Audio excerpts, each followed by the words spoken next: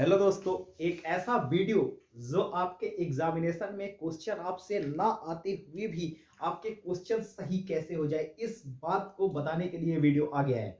दोस्तों, सबसे पहले आपको एग्जामिनेशन के अंदर हमें बता देते हैं, क्लास 10th और 12th के बोर्ड स्टूडेंट के लिए या किसी भी एग्जामिनेशन के लिए आप तुक्का कैसे लगाएं, यानी आप कैसे तुक्का लगाएं कि आपका क्वेश्चन जो है वो क्वेश्चन जो भी क्वेश्चन है उसका राइट आंसर की तरफ यानी राइट आंसर की तरफ आप पहुंच पाए। किस प्रकार से इसका एक तुक्का लगाने का दोस्तों एक बहुत साइंटिफिक तरीका, अम्ब्रेला मेथड आपके सामने है। इस मेथड से यदि आप किसी भी क्वेश्चन में तुक्का लगाते हैं तो आपका आंसर डेफिनेटली राइट होगा। बस लास्ट तक वीडियो को देखिए, तीनों ट्रिक सुनिए। तीन महत्वपूर्ण ट्रिक है, तीन ट्रिक से आप आराम से इजिली क्वेश्चंस को राइट कर पाएंगे बिना किसी प्रॉब्लम के। तो चलिए, तीन ट्रिक मैं आपको बता देता हूं, बड़े गौर से सुनिएगा, आखिरी तक वीडियो को देखिएगा, बहुत ज्यादा वीडियो। इसके बाद आप क्वेश्चंस को उठाकर ट्राई करिएगा और कमेंट सेक्शन में बता दीजिएगा क्या ये मेथड एप्लीकेबल है कि नहीं है। सबसे पहली बात ये दोस्तों कि 100% इस दुनिया में कोई भी चीज नहीं है, लेकिन यदि जो क्वेश्चन आपसे नहीं आ रहा है तो वो तो आपको करना ही है, उसमें तो तुक्का लगाना ही ना। तो क्यों ना हम ऐसे तुक्का लगाएं कि हम इंटेलिजेंट तरीके से किसी भी तुक्के को लगाएं ताकि हमारा तुक्का राइट जाए। ये इंटेलिजेंट मेथड है, इंटेलिजेंट तरीके से, ठीक है। इसी को कहेंगे इंटेलिजेंट गेस, स्मार्ट तुक्का, ठीक है। यानी तुक्का में भी अब कैसा तुक्का, स्मार्ट तुक्का, ठीक है। तो तुक्का जब आप लगाएंगे तो बेहतरीन तरीके से लगाएंगे, उसका एक ट्रिक होता है, तरीका होता है लगाने का, ठीक है। चलिए तो स्टार्ट करते हैं दोस्तों। सबसे पहली इंपॉर्टेंट बात यह है दोस्तों कि फर्स्ट राउंड के अंदर आपको तुक्का नहीं लगाना है। यानी जब आप पेपर को फर्स्ट राउंड पढ़ते हैं, फर्स्ट राउंड का मतलब ये नहीं था कि आप एग्जामिनेशन के बाहर राउंड लगा रहे, एग्जामिनेशन मतलब पेपर को पढ़ते समय जब आप फर्स्ट वन गो पेपर को पढ़े, पहली थ्रू की रीडिंग करें, तो उस दौरान आपको तुक्का नहीं लगाना है, ठीक है।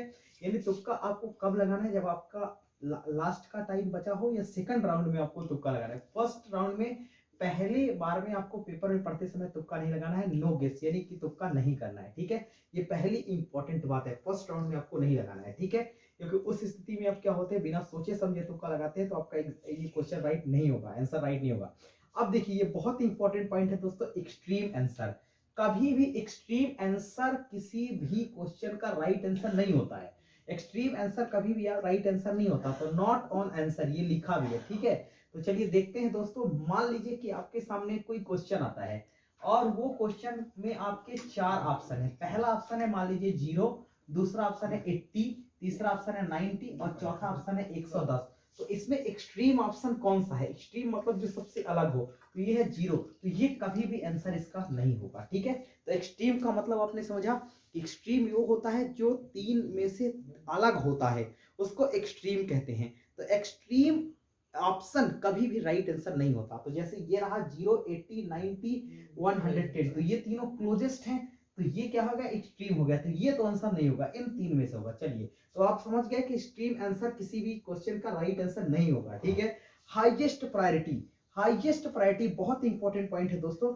हाईएस्ट प्रायोरिटी के अंदर आपको थोड़ा सा ब्रेन का यूज करना है। इसमें आपको क्या करना है, मान लीजिए कोई क्वेश्चन ऐसे आए हैं आपके एग्जामिनेशन में जो कि आपने थोड़ा सा ब्रेन लगाया और उसको स्किप कर दिया, हटा दिया उसको ऑप्शन से, तो भी आपका जो क्वेश्चन है वो इजी बन सकता है। लेकिन इसके अलावा ज्यादातर टाइम में दोस्तों ऑल ऑफ द एबव एक आंसर आता है, इनमें से सभी, या एक ऑप्शन ये भी आता है दोस्तों, एक ऑप्शन आता है ऑल ऑफ द एबव इनमें से सभी, एक ऑप्शन ये भी आता है नन ऑफ द एबव, ठीक है। यानी कि नन ऑफ द एबव का मतलब ये होता है दोस्तों कि नन ऑफ द एबव का मतलब इनमें से कोई नहीं। इसी को चुनाव में दोस्तों नोटा बोलते हैं, नोटा, ठीक है, नन ऑफ द एबव। तो इसका मतलब इन दोनों में से ज्यादा पॉसिबिलिटी होती है कि अगर ऐसे कोई ऑप्शन है पेपर में आपके ऑल ऑफ द एबव या नन ऑफ द एबव, इनमें से एक ही होगा, तो ये आंसर हो जाया करते हैं अक्सर, ठीक है। लेकिन इसके अलावा यदि ये अप्रोच भी आपकी काम ना करे तो सिमिलर ऑप्शन की तरफ जाइए, बहुत इंपॉर्टेंट है सिमिलर ऑप्शन। सिमिलर ऑप्शन कैसे, मान लीजिए आपके सामने चार ऑप्शन है, जो सिमिलर ऑप्शन हो पहले क्या करें, एक्सट्रीम आंसर को हटा दें, एक्सट्रीम ऑप्शन को हटा दें, वो आंसर नहीं होगा, ठीक है। इसके बाद ये आप अगर ये आया है एग्जाम में तो ये ट्रिक ये काम कर जाएगी, ऑल ऑफ द एबव या नन ऑफ द एबव, अगर ये एग्जामिनेशन में तो ये। और यदि दोस्तों आपके सामने सिमिलर ऑप्शन की ट्रिक है तो फिर आप ये लगाएंगे, अगर ये भी नहीं है पेपर में, मान लीजिए ऑप्शन में है ही नहीं ऑल ऑफ द एबव या नन ऑफ द एबव, तो फिर सिमिलर ऑप्शन का मेथड आप यूज करेंगे। सिमिलर ऑप्शन में आपको क्या करना है, जो ऑप्शन सबसे नियरेस्ट है उस पर टिक करना है। इसके अलावा एक और इंपॉर्टेंट बात आपको बताता हूं दोस्तों, मान लीजिए आपके सामने बी और ए, मान लीजिए कि आपके सामने ए और सी ऑप्शन बचा, आपने दो ऑप्शन दो हटा दिया, अब आपके सामने ए और बी बचा, या मान लीजिए कि ए और बी नहीं बचा तो ए और सी बचा, या मान लीजिए ए और डी बचा, तो आपको ऑप्शन नंबर ए पर टिक करना है हमेशा, ठीक है। पॉसिबिलिटी है कि वो सही होगा। चलिए सवाल देख लेते हैं। ये सवाल है शुक्ल युग की कालावधि, शुक्ल युग की काला अवधि कौन कौन सी है। तो ये हिंदी का ही एक सवाल है। तो 4 ऑप्शन है आपके सामने। तो अब देखिए इसमें से तुक्का कैसे लगाते हैं। देखिए सबसे पहले एक्सट्रीम ऑप्शन कौन सा है। देखिए एक्सट्रीम मतलब जो सबसे अलग हो, जिसका कोई लेना दे। जैसे हमने कहा 0, 80, 90 और 110, इन तीनों में एक्सट्रीम ऑप्शन कौन सा था, 0, जो सबसे अलग था। तो इसमें देखिए सबसे अलग कौन सा है। देखिए इन तीनों में 1900 लिखा, 1900, 1900, 1900, इसमें 1850 लिखा है। तो ये एक्सट्रीम ऑप्शन हो गया। तो ये आंसर तो होने वाला नहीं है, यानी पहला आंसर नहीं होगा, एक्सट्रीम हो गया, ठीक है। अब आइए दूसरे ट्रिक पर आइए। तो अब इनमें से आपको क्या करना है, एक्सट्रीम आंसर नहीं होगा। अब आइए हाईएस्ट प्रायोरिटी पर। तो हाईएस्ट प्रायोरिटी पर देखिए क्या ऑल ऑफ द अबव या none of the above option में है। तो ये ऑप्शन में है ही नहीं, ना ऑल ऑफ द अबव है ना नन ऑफ द अबव है। इसका मतलब इसमें तो कोई सवाल ही नहीं। अब आ जाइए तीसरे ट्रिक पर, सिमिलर ऑप्शन पर। अब देखिए सिमिलर ऑप्शन कौन कौन से हैं। सिमिलर ऑप्शन जब आप देखेंगे तो उसमें भी आपको क्लोज देखना है। तो सिमिलर ऑप्शन आपका एक ये हो गया 1900 से 1920, और एक आपका ये हो गया 1938 से 1947, ये एक ऑप्शन हो गया, ठीक है। और 1919 से 1938, तो ये क्या है, इतना सिमिलर नहीं है, ये तीनों सिमिलर हैं। तो अब देखिए इनमें ज्यादा सिमिलर कौन है। तो ज्यादा सिमिलर हो गया 1938 तक आने में आपको कितना वक्त लगेगा, यानी 19 साल का टाइम पीरियड लगेगा। और 1938 से 1947 तक में आने में 9 साल का टाइम पीरियड लगेगा। और 1900 से 1920 तक आने में कितने, 20 साल का। तो इन तीनों में देखिए सिमिलर कौन है। इन तीनों में सिमिलर है दोस्तों आपके सामने ये लास्ट के तीसरे और चौथे, दूसरा नहीं है। तो दूसरे को भी हटाइए, दूसरा भी ऑप्शन से बाहर हुआ। अब आइए तीसरे पे। अब देखिए इनमें इन दोनों में भी सिमिलर ऑप्शन कौन सा है, इन दोनों में भी ज्यादा क्लोजेस्ट ऑप्शन कौन सा है, क्लोजेस्ट टाइम पीरियड कौन सा है।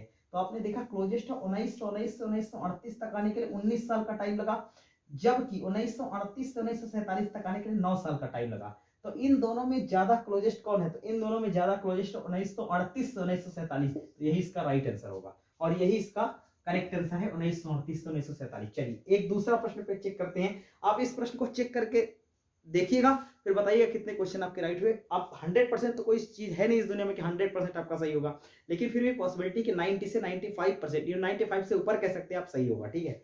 नेक्स्ट पर आई, स्वयं प्रकाश जी का जन्म हुआ था। एक ये सवाल है, स्वयं प्रकाश जी का जन्म हुआ था। पहला ऑप्शन एमपी मध्य प्रदेश, दूसरा है राजस्थान, तीसरा है गुजरात और चौथा यूपी। चलिए देखते हैं इन चारों में से कौन। देखिए आप जब अक्सर करते हैं एमपी यूपी की अक्सर क्या होता है, कंपैरिजन होता रहता है। एमपी यूपी ये बहुत क्लोजेस्ट राज्य आपके माने जाते हैं, ठीक है। अब देखिए भारत के उत्तर में मध्य प्रदेश है, और भारत के उत्तर में यानी कि मिडिल में क्या है, मिडिल में मध्य प्रदेश है, और उसी के आसपास क्या देखने को मिलता है, गुजरात। तो ये दोनों क्लोज हो गए। तो अब देखिए एक्सट्रीम ऑप्शन में से कौन सा है। एक्सट्रीम ऑप्शन है राजस्थान। राजस्थान बिल्कुल ही अलग राज्य हो गया, ठीक है, क्षेत्रफल की दृष्टि से भारत का सबसे बड़ा राज्य है, ठीक है, इसको हटा दिया राजस्थान।